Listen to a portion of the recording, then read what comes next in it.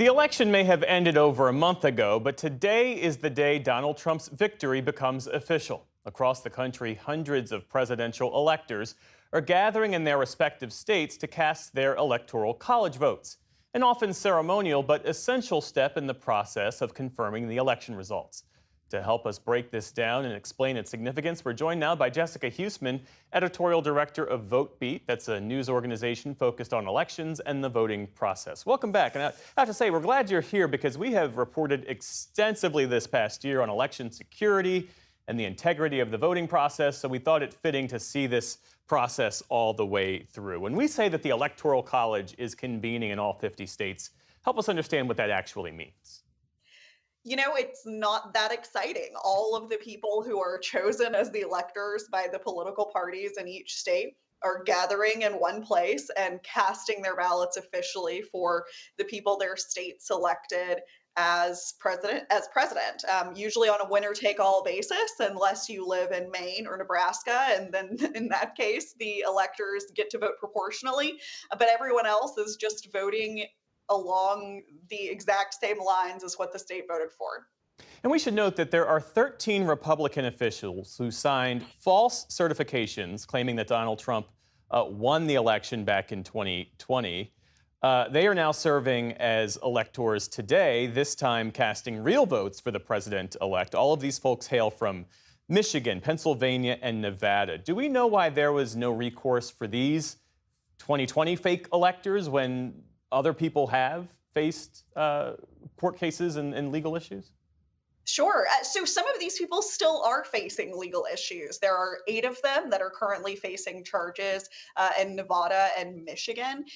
But certainly they didn't face any repercussions whatsoever within the Republican Party. The Republican Party still brought them back. Republicans still voted for these folks to be the people who cast these, even if ceremonial, quite important ballots today. So yes, I mean, I think that they're unlikely to face political repercussions at any point moving forward, even if they do face, misdemeanor penalties in their states. There's also the question of public sentiment, and there's a recent Pew poll that found voters feel broadly positive about how elections were conducted this past year. That's in sharp contrast to 2020. You see the numbers there. And it's especially true for Trump voters. 93% of Trump voters say the 2024 elections were run and administered at least somewhat well. That's up from 21% 4 years ago. And the only difference is their candidate won. I mean, the 2020 and 2024 elections were both secure and fair. Yeah, absolutely. I think it is true that the 2020 and the 2024 elections look a little bit different. We were certainly in a pandemic in 2020. Many more people were casting their votes by mail. But in terms of the procedures, the security, the way those ballots were counted, the way those ballots were audited, it's basically the same. There have been no major changes in the way that America's elections are conducted between 2020 and 2024.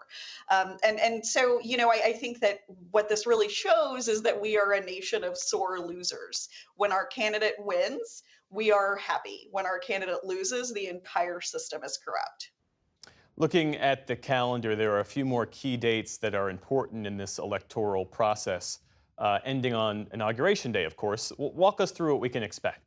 So the votes that are being cast today by all of the electors across the country are going to go to Washington, and they will be signed off on in a procedure that became quite famous in 2021. It's happening on the same day, January 6th. Those votes will be signed off on by the vice president. This time that's Kamala Harris. And so that's the first time that we will see all of these electors coming together and officially nationally signing off on the results. And then of course we have Inauguration Day. So it's all downhill from here. The effort to scrap the Electoral College, I mean, it usually gets kicked around every 4 years. Where does that stand now?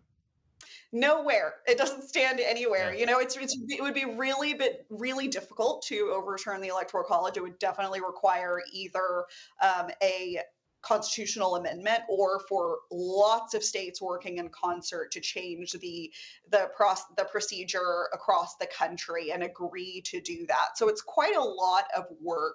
And the last time that this was even remotely successful was in the late 60s.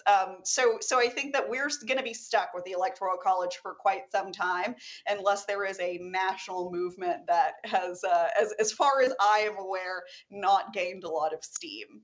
Jessica Huseman of VoteBeat, thanks as always. Thank you.